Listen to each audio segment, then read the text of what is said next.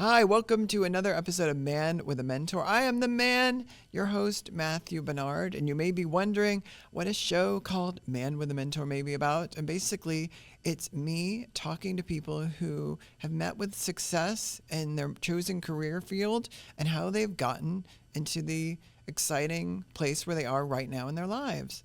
And I have a great guest right now, and her name is Elisha Frontz. Elisha Frontz is a musician and visual artist with a bachelor's degree in fine art with concentration in sculpture from the Art Academy of Cincinnati, and has taught classes at the Dayton Art Institute and the Contemporary Art Center in Cincinnati. Why don't you kind of say what you're doing now, and then we'll go back like in a DeLorean. Oh, yeah. You know. Okay. Currently, I work as a professional artist, and I have a studio in Front Street, which is an art complex in downtown Dayton. Right. And I'm there a lot, Right. and I create art. That's what I do. Right. Like the piece behind us. Do you want to Exactly. talk about it now? Sure, Okay. I can. Right. This particular piece just came back to me I'm from in the way. the Contemporary Dayton, which is the Contemporary Arts Center in downtown Dayton, in the arcade right now. This particular piece was inspired by Einstein's theory of time and relativity, and also by the loss of a close friend, because loss kind of distorts time in our minds and in emotions. Right. It makes time feel like it's taking forever. And Right. so both of those kind of ideas are encapsulated in this particular piece. Right. Yeah. I think sometimes a loss makes you realize your own time and your own fragility. Yes. And so get out there and do what you want to do every day and Exactly. make it worthwhile, Mhm. right? Or else, because you could be gone tomorrow. Yes. Yeah. But That's dark. that's how it goes with me. Yeah. Yeah, Exactly. we're gonna have fun. Right. But grief also makes it it feels like it takes forever to get over. But you're Right. right. There is also the opposite end of the spectrum where you feel like the immediacy of time unraveling. Let's go back to earlier times for you. And when did art enter your consciousness? When did you think I love art. This is what I want to do. Okay, so I am strange in Yeah. that I always identified as an artist and a musician. Oh. Some of my earliest memories are of creating artworks and music. Right. And my mom likes to tell the story that I had a small piano, and as a toddler, I would go and play on the piano as hard as I could, and then I would take a crayon, and she had to put paper up on the wall because I would go over and I would write on the wall like I was composing or drawing, and then I would go back to the piano and play some more, and then I would over and over again, back and forth. And even as a really young kid, I would introduce myself as, I play the piano and I'm an artist. Gotcha. That's how I I just came into the world this is what we're going to do here, folks.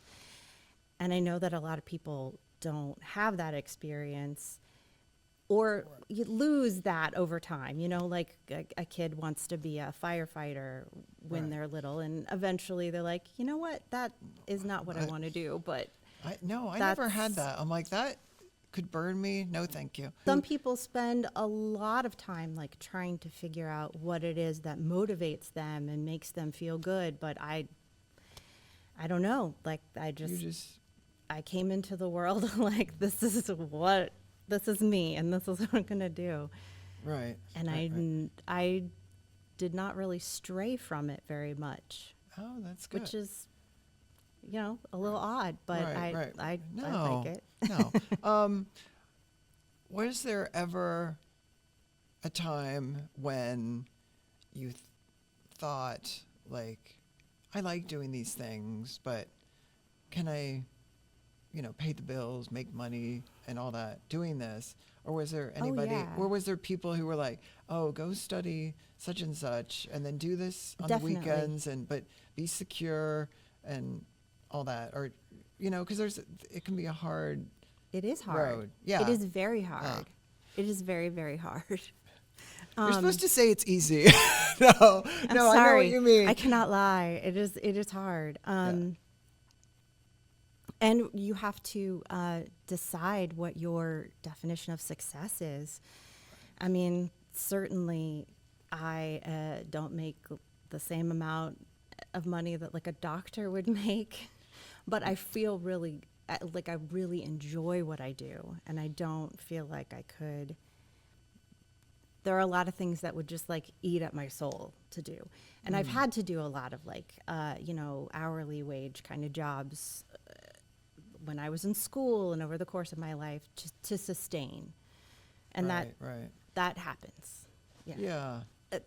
So yeah, of course, along the way, there were people who were like, you should go into the medical field or, and it's not a terrible idea. I am very interested in the human body and what medications do to it.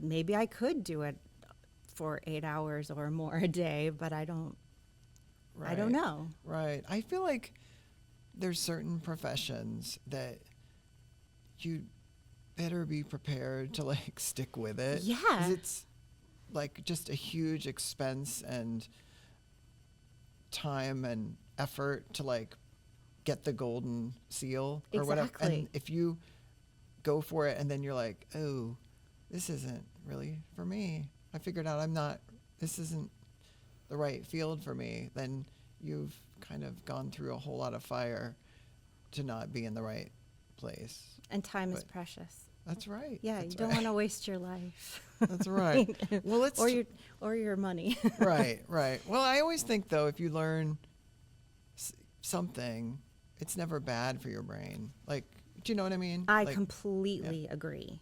Yeah. Learning always has a benefit. Let's talk more about college because it's Okay. expensive. and It all is that. expensive. So, how did you decide, like as a teenager, like where you wanted to be, where you wanted to go? When I graduated high school, I had the opportunity to do something really interesting as my senior year. So I was in a work-study program in high school where during my senior year, I only went to school for the first half of the day. Oh, right. And then the second part of the day, I helped an art teacher that was teaching first and second grade in a couple of local elementary schools. Oh, that's So at that point, sort of also working, right?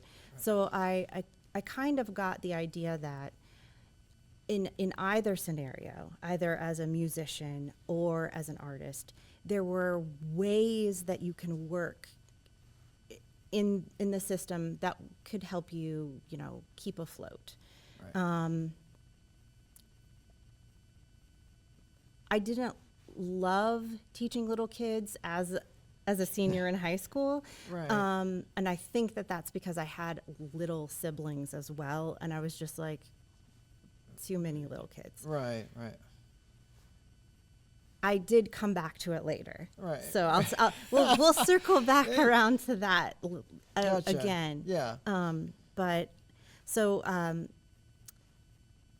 I also could have graduated early. And I was accepted into a school in Boston called the School of the Museum of Fine Arts. But I chose a different path, which is interesting in and of itself. I love it. Right after graduation, and while I was working as as a teacher, an art teacher, helping with the art teaching, I also had another part-time job. So I was working probably 40 hours a week as a high school senior. And I saved all my money, and I went backpacking through Europe for a month. Right. And so I traveled for a bit. Yeah. That kind of ate up all of the money that I was going to use to go to school. And I don't regret that, because I feel No. like traveling is an amazing education. And I learned so much about the world and about myself, and like how much I can push myself. So I came home and I didn't have any money. And I decided that I was going to go to Sinclair Community College. Right. So I worked full time and put myself through Sinclair very slowly, because I had to work full time. And even when I would go to school full time, I didn't take like a huge load. I would take like, the minimum amount of credit hours to be full time. Right. But it was slow. Right. And at first I was like, well, this will be temporary. But I really enjoyed the art program at Sinclair. Oh, right. The instructors there were amazing, and I really enjoyed having such a broad age range to study with. It wasn't just all 18-year-olds or, like 19-year-olds. There were people there from all different walks of life and a huge range of ages. And that made me feel really at home, at ease. And Right. I liked that, like, What kind sort of? of I feel soup. like it gives you, it gives you a different perspective than being in a room full of 19-year-olds. Exactly. That are all coming from the same experience. In your bio that you concentrated in sculpture. I did. So did you kind of find yourself leaning or Originally, finding I an- was thinking about going into illustration, because I very specifically wanted to study like anatomical illustration. But then I met Tess Little, who was the head teacher of the sculpture department at Sinclair, and being around her and being in that environment really made me fall in love with working with clay. And I felt really at home there, and realized that in my studies, what I really wanted to focus on was gathering as many different tools as I could to create the best art that I could. So I wanted to learn, I already knew how to draw going in, but I wanted to learn how to work with ink, and I wanted to learn how to work with different kinds of paint, and I wanted to learn how to work with clay and wood and metal and just every single different medium that I possibly could. And the range was bigger in sculpture. So that's where I went to, because I was like, you know what, that's where I'm going to learn the most. And at that point in time, Tess Little felt like home, like it wasn't such a far departure. It wasn't alien to me.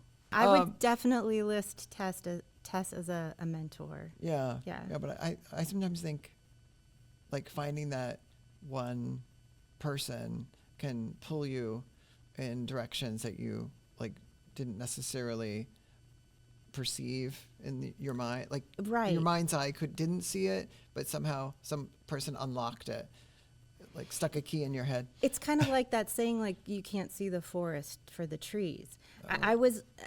It was very obvious that was kind of where my skill was lying, but she made it like acceptable to me, if that makes any sense. Yeah. Like, oh no, I can do this thing. Yeah. Right. So I know you're looking at your notes and you're going to ask Right. me another question. Right. But do you want me to tell you where I went on after Sinclair? Yeah. Okay. Let's Okay. get to it. All right. So I graduated from Sinclair in the year 2000, and spent some time in jobs, just working for money. Right. And then I decided that I wanted to go back and get a bachelor's degree. And I had actually thought about just continuing on. I was going to get a master's, and I was going to go on indefinitely. And I found that at the Art Academy of Cincinnati, which is a smaller private school. It's an art school, very Right. specific, Right. that they would accept all of my credits from Sinclair, and Nice. everything transferred really nicely. So I ended up attending there, and I thought that was a brilliant place too. I learned so much there. I would say that the main takeaway of going to school was not what I thought. Like I did learn about lots of different mediums, but two things really happened. It really taught me how to think like an artist, Oh, gotcha. which is very, it's kind of different. Right. And also built connections Oh, right. within the art community. And I feel like you can really learn a lot about your craft and what you're making without going to school, especially now because you can watch YouTube videos, and Right. there's lots of tutorials out there. But Right. really, the instructors at a school are going to help you like dig into the roots of the art community, and you're going to meet a lot of people that way. And some people are like so artistic that they never learn kind of like business or life skills. They're like, oh, I've sold like 20 paintings at $10,000 each, and there's no money in my account. Meanwhile, the finance guy's like off in Bermuda, like, and they pilfered all the money. Or, you know what I mean? Like some Oh, people yeah. just have no concept of like, there's bills to pay. Like they just don't know like how to like spend the time and organization on those things that take as much time as the art does. So like how like do you think there could be more of that in the college experience, or do you think people don't need that, or do you think they do? Oh, I think they do. I do think that they do. It's a tough sell for artists in particular, I think, because it feels insincere. It feels like it lacks integrity to be professional in a way where you are putting your ideas up for sale, right? But there are so many artists that do make a lot of money, a lot of money. I would say that just as many artists don't manage their money very well as anyone, as any profession at all. You know, there are people in all kinds of professions that don't really know great life skills. Right. When I was in college, there were classes that were devoted to teaching us life skills, like, you know, making sure that you know how to balance a checkbook, and you know, general financial maintenance and things like that. However, as like a visual artist, and even like when I had a jazz trio, I'm a business owner, and that is something that you have to kind of bend your mind around. I'm not only producing a product or selling a service, I am doing all the things. I wish that I had a better sense of the business acumen, I guess. Maybe everyone does. Maybe that's the yeah. takeaway.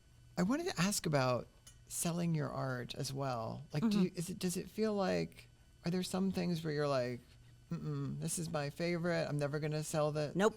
Oh, or or do you make everything and then it sells? Or do people come to you and say, I would like something that's like this, and then you do that for them, and then It's a combination. Oh, gotcha. And some people do more commission work. I don't do a lot of it. So at this stage of the game, I'm not precious about my art. Right. The part that I enjoy the most is the making. And when the making is done, the object, it's in my head, and I've done the making part. I've created it, and that's the part that I like, because I learn something new almost every single step I take, and I always feel like I'm trying to get better and better and better. So the project that I'm working on right now is the favorite project, and then when it's done, by the time that it's done, I'm ready to move on to the next thing, so I can learn, like I've already thought of 10 different other projects that I want to do while I'm working on this one. Right. And the next project is so exciting that I'm ready to you need to get out of here so I can have some space to put this new thing. And so I don't have a real sense of preciousness. There are some that are my favorites. And I will be slightly sad to see them go, but I'm also so flattered that another person thinks that they're beautiful or finds joy in something that I've created, that I want them to have it. Do you want to drop some plugs right now? Oh, sure. Aha. I was wondering if you were getting to that. Yes. So I have my own website, and it's ElishaFrontzArt.com. .com. And you can reach me through that, or look at my artwork, or if you're interested in purchasing anything, you can also do that there. I'm on Instagram, and I have a Facebook page that is also the same. Luckily for me, I'm the only Elisha Frontz in the world, so I get to keep that name forever. Right. So Yeah, you're not worried that I'm not. someone's going to take 17 different Elizabeth Smith .coms. Nope. Or, sometimes you have to pre-buy your domain, 'cause Exactly. people snatch them up, and then you're SOL. I've never had to worry about that. No. Yeah. Oh, I love that you're always doing something I artsy try. and cool. I'm going to call you artsy and cool. Well, and thank you. Please remind people where they can find out everything about you. Okay, everything about me. Well, you can within reason. You can look at my artwork at ElishaFrontzArt.com, or on Instagram and Facebook, and it's Elisha Frontz Art everywhere you go. I want to thank you, Elisha Frontz, for being on the show today. Well, thank you for having me. Oh, you're welcome. And thank you, everybody out there, for listening or watching another episode of Man with a Mentor. Make sure you share and tell everybody to watch it too, right? Absolutely. Yeah. Yeah. Yeah, get out there and watch my show and check out her art. Thank you, Elisha. Thank you so much. Thank you. Bye-bye. Bye.